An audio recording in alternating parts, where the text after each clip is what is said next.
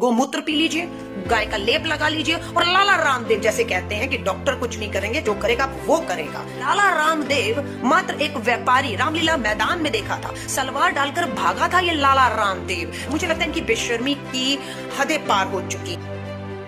मकसद ये है कि राजनीति में कहूं, मीडिया में कहूं, देश में कहूं, एक उथल पुथल मची हुई है।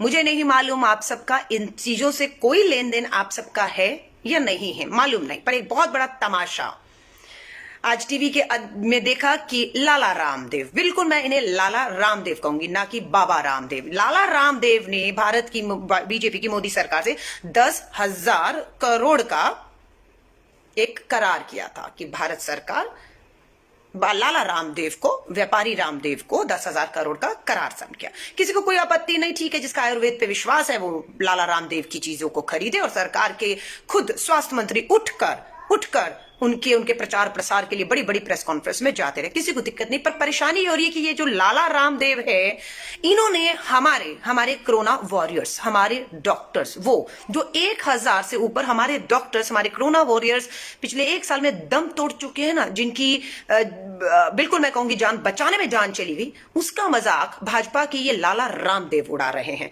उन्होंने हंसते हंसते मजाक उड़ाते हुए कहा, अरे ये डॉक्टर 2-2 इंजेक्शन के बाद मर गए, जो अपनी जान नहीं बचा पाए वो तुम्हारी जान क्या बचाएंगे। तुम्हें डॉक्टरों पर भरोसा नहीं करना चाहिए, एम्स, बड़े बड़े अस्पताल, इन डॉक्टरों को खत्म बंद कर देना चाहिए और लाला रामदेव की दवाइयों पर यकीन करना चाहिए। खूब मजाक। उन्होंने यहां तक का डॉक्टर टर यानी कि मेंढक से डॉक्टरों की तुलना की जा रही है, हंस हंस के कहा जा रहा है मर गए, यानी कि इतना बड़ा अपमान की all India Indian medical association ने लिखित में लेटर लिखा देश के स्वास्थ्य मंत्री और प्रधानमंत्री को कि अब या तो आप बाबा रामदेव पर कार्रवाई करिए, नहीं तो अब आप बाबा रामदेव की ही, लाला रामदेव की ही दवाइयां सरकार जो है वो ले और देश में बांटे। हम इंडियन मेडिकल एसोसिएशन अपने आप को पीछे करेंगे, डॉक्टर छोड़ देंगे, सारे अस्पताल सारे इलाज छोड़ देंगे, है ना। अब पूरी तरह लाला रामदेव आपके साथ मिलकर इस कोरोना महामारी, हर महामारी का अगर इलाज लाला रामदेव के पास है तो आप कर लीजिए। मैं आप सबको कहूंगी, हाथ जोड़कर कहूंगी, जो पढ़े लिखे लोग हैं, समझदार लोग हैं, जिन्हें मालूम है कि ये लाला रामदेव मात्र एक व्यापारी, रामलीला मैदान में देखा था, सलवार डालकर भागा था ये लाला रामदेव। जब संघ आरएसएस पूरी दिल्ली के रामलीला मैदान में एक षड्यंत्र रच के जन लोकपाल भ्रष्टाचार के खिलाफ आंदोलन कर रहे थे, तब जो चेहरे थे, एक पौंडेचेरी का गवर्नर बन गया, एक अभी जो आर्मी से आए थे वो केंद्र में मंत्री बन गए, लाला रामदेव को 10,000 करोड़ का जो है वो व्यापार मिल गया केंद्र सरकार से, एक दिल्ली का मुख्यमंत्री बना बैठा है। आप समझ रहे हो, ये हमारे डॉक्टर कोरोना वारियों का एक के बाद एक अपमान कर रहे हैं। अब जो गांव में वैसा आदमी है, जो मान लीजिए बहुत पढ़ा लिखा नहीं है, जागरूक नहीं है, नहीं मालूम है, वो बाबाओं की कहते हैं ना, वो क्या कहते हैं, भस्म दे दिया, हाथ में राख दे दी, यहां बांध लो, यहां खा लो, ठीक हो जाएंगे, है ना। तो ये जो गांव का आदमी है, क्योंकि सबसे ज्यादा महामारी गांव की तरफ, और गांव के अंदर अगर आप कहेंगे डॉक्टरों की और दवाओं की जरूरत नहीं है, जो हमारी मॉडर्न मेडिसिन है, एलोपैथी है, उनकी जरूरत नहीं है, जरूरत है गोमूत्र पी लीजिए, गाय का लेप लगा लीजिए और लाला रामदेव जैसे कहते हैं कि डॉक्टर कुछ नहीं करेंगे, जो करेगा वो करेगा।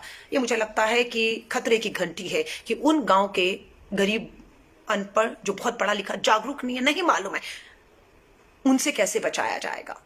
ये अपमान है, मैं कहूंगी। मान लीजिए और इंडियन मेडिकल एसोसिएशन ने मात्र लेटर लिखा और उसके बाद झुका देश की सरकार, मोदी सरकार और स्वास्थ्य मंत्री झुकते ही उन्होंने लाला रामदेव को पत्र लिखा कि आप डॉक्टरों का अपमान कर रहे हैं, अपने कहे शब्दों को वापस ले लीजिए। तो लाला रामदेव ने भी 2 लाइन लिख दी कि मेरी बातों को गलत निकाला गया, मैं अपनी बातों को वापस लेता हूं। लेकिन आज तक सबसे बड़ा गोदी मीडिया में, माफी चाहूंगी, मैं नहीं कह रही हूं, वो लोग कहते हैं, गिनती होती है, उन्होंने स्पॉन्सर्ड प्रोग्राम आज किया जिसमें 2 डॉक्टर थे और लाला रामदेव थे और उन्होंने डिबेट करवाई, और ये स्पॉन्सर्ड प्रोग्राम था, स्पॉन्सर्ड किया था लाला रामदेव ने। और उसमें मुझे खुशी है कि हमारे जो पढ़े लिखे वैज्ञानिक तर्कों के साथ, वैज्ञानिक तौर तरीकों से जो इस महामारी से पूरे विश्व में और हमारे देश में लड़ रहे हैं, उन्होंने इस लाला रामदेव को मुंह तोड़ जवाब दिया। और मुझे लगता है इनकी बेशर्मी की हदें पार हो चुकी हैं, क्योंकि इन्हें लगता है कि इनके पीछे एक मजबूत ऐसी सरकार खड़ी है कि लाला रामदेव कुछ भी करे, किसी भी हमारे कोरोना वॉरियर डॉक्टर का ऐसे समय पर जब उनकी सख्त जरूरत है अपमान करके निकल जाए और इनका कोई कुछ नहीं बिगाड़ सकता है, बिगाड़ भी नहीं सकता। ये सही बात है। मैं आपको दूसरे मुद्दे पर आती हूँ। एक टूल किट, फर्जी टूल किट, मैं आपको आपको सिर्फ बता रही हूँ क्रोनोलॉजी, ये क्रोनोलॉजी समझिएगा, सिलसिलेवार हुआ क्या। भाजपा ने अपनी असफलताओं, टीका खत्म हो रहा है, टेस्टिंग कम कर दी गई है, लाशें आपके तैर रही हैं गंगा जी में, रेत में दबी हुई मिल रही हैं। भाजपा की प्रवक्ता ने टीवी में मेरे साथ एक डिबेट में कहा कि ये जो तैरती हुई 2-2.5 हजार लाशें गंगा जी में मिल रही हैं, ये हमारी एक हिंदू संस्कृति में क्रिया है। क्रिया मतलब जल समाधि की। 70 सालों में मैंने तो या अपनी जिंदगी में कभी नहीं देखा कि एक ही जगह पर एक ही समय पर 2-2.5 हजार लोग अपनी खुशी से जल समाधि ले रहे हों। यानी कि अपनी विफलताओं और मौत के आंकड़ों को, सच्चाई को छुपाने के लिए इतने ऐसे बेतुके तर्क। आप सहमत हैं? आप सहमत है भाजपा की इस प्रवक्ता और भाजपा की स्टेटमेंट से कि 2-2.5 हजार शव रेत समाधि और जल समाधि उन्होंने लिया। किसी को कोरोना नहीं था, खुशी से, मर्जी से एक ही जगह एक ही स्थान पर 2.5 हजार लोगों ने जल समाधि ले ली। शर्म करिए, लानत है आप पर संघ और भाजपा की कि किस तरीके से अपनी विफलताओं को आप छुपा रहे हैं। अब इन सबको छुपाने के लिए इन्होंने, भाजपा के संबित पात्रा प्रवक्ता ने एक कहा कि कांग्रेस ने टूल किट तैयार की है, फर्जी टूल किट थी। हमारा दावा था बिल्कुल फर्जी है, झूठी है। हमारे कांग्रेस के लेटर हेड, कांग्रेस के नाम का जो है गलत इस्तेमाल किया जा रहा है, ये फर्जी है, बिल्कुल कहा। और इतना नहीं कहा, कांग्रेस ये कह के घर नहीं गई। कांग्रेस ने क्रोनोलॉजी समझिएगा, जब भाजपा ने टूल किट, फर्जी टूल किट को लेकर कांग्रेस पे हमला किया, कारण अपनी विफलताओं को छुपाकर मुद्दा यहां पर लाना था। हमने एफआईआर दिल्ली पुलिस, ध्यान से सुनिएगा, दिल्ली पुलिस में हमने शिकायत दर्ज की। दिल्ली पुलिस ने, क्योंकि देश के गृह मंत्री अमित शाह के अधीन काम करती है दिल्ली की पुलिस, बिल्कुल सब चीजें छोड़िए, शिकायत लेकर एफआईआर अभी तक दर्ज नहीं की। ये दिल्ली पुलिस की निष्पक्षता है, किस तरह से वो दबाव में देश के गृह मंत्री के काम कर रही है। हमारी कांग्रेस की शिकायत पर कि ये फर्जी टूल किट है, गुमराह करने के लिए षड्यंत्र रचा जा रहा है, एफआईआर दिल्ली पुलिस नहीं करती। एफआईआर कहां होती है? छत्तीसगढ़ में। छत्तीसगढ़ में हम सबूत देते हैं, उसकी पुलिस, छत्तीसगढ़ की पुलिस एफआईआर दर्ज करती है और वहां के पूर्व मुख्यमंत्री डॉक्टर रमन सिंह से पूछताछ भी शुरू करती है। और ये जो फर्जी डॉक्टर है ना, संबित पात्रा, इसे बुलाया जाता है वहां पर छत्तीसगढ़ की पुलिस के द्वारा नोटिस देकर। तो फर्जी संबित पात्रा कहता है कि मैं राहत कार्यों में लगा हुआ हूं। आपने कभी इस फर्जी डॉक्टर को कुछ पिछले साल सुई और धागे से मास्क बनाने के अलावा कभी किसी का ऑपरेशन करते हुए, टाके करते हुए सुना है? कभी किसी की जिंदगी बचाई हो? मैंने तो सुना है किसी औरत का जो है गलत ऑपरेशन करके इन्होंने मारने तक का कोशिश हुआ था, इस पे आरोप लगे हैं। मैं आपको फिर मुद्दे पर ला रही हूं। अब छत्तीसगढ़ ने एफआईआर कर दी और कार्रवाई शुरू कर दी। अब दिल्ली पुलिस पे दोबारा आ जाइए। दिल्ली पुलिस ने कांग्रेस द्वारा दी हुई शिकायत पे एफआईआर नहीं की।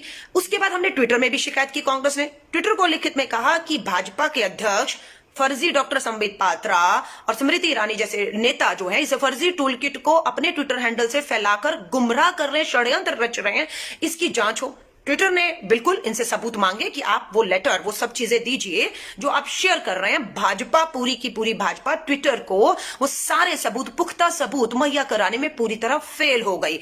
और ट्विटर ने अपनी जो भी जांच की, उनकी तरीके, प्रक्रिया, उसमें पाया कि भाजपा का ये जो ट्विटर है या जो कागज है वो मैनुपुलेटेड मीडिया की श्रेणी में रखकर बड़े बड़े नेता हो, संबित पात्रा, स्मृति ईरानी, सबके ट्विटर में जो फर्जी टूल किट के कागज थे उसे मैनुपुलेटेड मीडिया बता दिया। दिल्ली पुलिस की तो अभी तक हिम्मत नहीं। अब हुआ क्या, ट्विटर को देश के रविशंकर प्रसाद, सूचना प्रसारण मंत्री हैं, बौखला गए कि ट्विटर ने भाजपा के बड़े नेताओं के टूल किट के जो कागज है उसे मैनिपुलेटिव मीडिया लिख कैसे दिया और उस पर दबाव बनाया। भारत की सरकार ने सारे काम छोड़कर ट्विटर के पीछे लग गए कि मैनिपुलेटिव मीडिया शब्द हटाइए। ट्विटर डरा नहीं, झुका नहीं, हटा नहीं पीछे। ट्विटर ने साफ कह दिया कि नहीं, मैंने अपनी जांच में इसे मैनिपुलेटेड पाया है, इसलिए मैं मैनिपुलेटेड लिख रहा हूं और मैं इससे हट नहीं रहा हूं। अब उसका नतीजा क्या हुआ कि आज दिल्ली पुलिस, जिसने कांग्रेस की शिकायत पर एफआईआर नहीं की थी, वही दिल्ली पुलिस जो अमित शाह जी के अधीन काम करती है, वो ट्विटर के दफ्तर पहुंच चुकी है। इस समय ट्विटर, कैसा लग रहा है सुनकर, इस समय ट्विटर हेड ऑफिस में दिल्ली पुलिस, दिल्ली की क्राइम ब्रांच पहुंच चुकी है। अरे कोई बम नहीं है, कोई आतंकी नहीं घुसे, ट्विटर हैंडल है। आधिकारिक रूप से भारत की सरकार में कानून से इजाजत लेकर दफ्तर चला रहे हैं। पर हिम्मत कैसे हो गई कि रविशंकर प्रसाद के कहने पर मैनिपुलेटेड मीडिया, बड़े नेताओं, भाजपा के बड़े नेताओं के ट्विटर से नहीं हटा, इसलिए रेड हो रही है उनके दफ्तर में। तो आप सोच रहे हैं किस स्तर पर यह सरकार आकर जो है आपकी आवाज को दबाएगी, आपके खिलाफ षड्यंत्र करेगी और अपनी सारी सत्ता और ताकत का इस्तेमाल करेगी। अब आपको मैंने टूल किट की कहानी बताई, रामदेव की कहानी बताई, भाजपा के तर्क कि लोगों ने गंगा जी में जल समाधि ली, अपनी खुशी से लिए। अब मैं आती हूं लास्ट मुद्दा, किसानों के ऊपर। आपका जो 26 नवंबर को किसानों का आंदोलन शुरू हुआ, 26 नवंबर से 26 मई पूरे 6 महीने होने जा रहे हैं। 26 मई को किसानों ने ऐलान किया कि देश में काला दिवस मनाया जाएगा।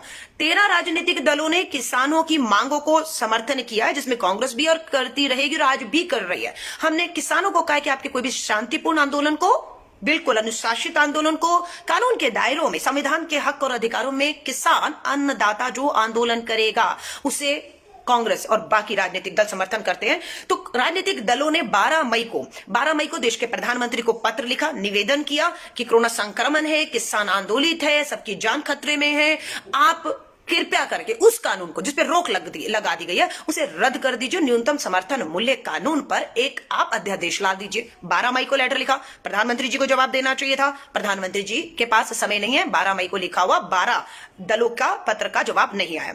24 मई को फिर 13 राजनीतिक दल जिसमें कांग्रेस भी थी, दोबारा प्रधानमंत्री जी को पत्र लिखा कि प्रधानमंत्री जी 26 तारीख को किसान 6 साल पूरे होने पर काला दिवस मना रहा है, आंदोलित कर रहा है, आप इसे चाहें तो रोक सकते हैं। करना सिर्फ आपको यह प्रधानमंत्री जी कि आप निकलिए घर से, आप अपने मोदी महल से अपने सुख आराम को छोड़िए, निकलिए अपने घर से, उन किसानों से बात करिए ताकि हम मिलकर कोरोना महामारी से लड़ें। प्रधानमंत्री जी आपको सिर्फ इन 3 काले कानूनों को वापस लेना है और न्यूनतम समर्थन मूल्य कानून पे अध्यादेश लाना है। प्रधानमंत्री जी घर से निकले, खुशी की बात है, प्रधानमंत्री जी घर से निकले और ऐसा लगा कि बस अब मोदी महल पर पीएमओ जो छोड़ा है अब सीधा किसानों के पास जाके संवाद करेंगे, क्योंकि देश और किसान इस सरकार के लिए सबसे आगे। लेकिन प्रधानमंत्री जी पहुंचे कहां, सुनिएगा ध्यान से।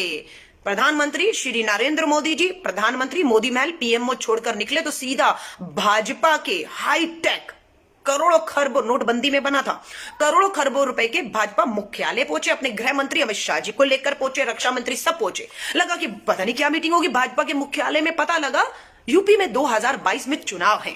प्रधानमंत्री नरेंद्र मोदी जी, अमित शाह जी और देश की सरकार को चिंता है कि भाजपा, चिंता आपकी नहीं है, चिंता देश की नहीं, चिंता किसानों की नहीं, चिंता बेरोजगारी की नहीं, महंगाई की नहीं, गिरती अर्थव्यवस्था की नहीं, बढ़ती मौतों की नहीं, वैक्सीन खत्म हो रही चिंता उसकी नहीं। प्रधानमंत्री जी को चिंता है जो अपना प्रधानमंत्री आवास से भाजपा मुख्यालय दिल्ली के अंदर जो है वहां पहुंचे और 2-2.5 घंटे मीटिंग की और यह विचार किया 2 चीजें कि हम 2022 में उत्तर प्रदेश में भाजपा की योगी की सरकार को बचाएं कैसे, और दूसरा मुद्दा था कि विश्व में देश के प्रधानमंत्री नरेंद्र मोदी जी की गिरती छवि को बचाए कैसे। मात्र 2 चीजों के ऊपर चर्चा करने के लिए प्रधानमंत्री जी अपने मोदी महल से बाहर निकले थे।